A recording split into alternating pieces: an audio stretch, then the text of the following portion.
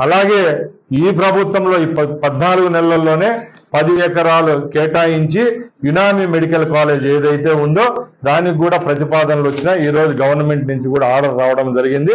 అతి త్వరలోనే యునామి medical college కూడా రాయచోటి యొక్క అభివృద్ధి కార్యక్రమంలో ఒకటిగా ఉంటుంది.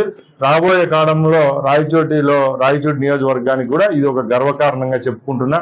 అలాగే రాయచోటికి 2వ బస్ స్టాండు, అలాగే ఏదైతే స్పోర్ట్స్ కు సంబంధించి ఇండోర్ స్టేడియం, అవుట్డోర్ స్టేడియం కూడా భూమి కేటాయించడం జరిగింది. అది కూడా 1-2 నెలల్లోనే శంకుస్థాపన కార్యక్రమం చేపట్టి 1 సంవత్సరంలోనే ఇవి కూడా పూర్తి చేస్తామని తెలియజేసుకుంటున్నా.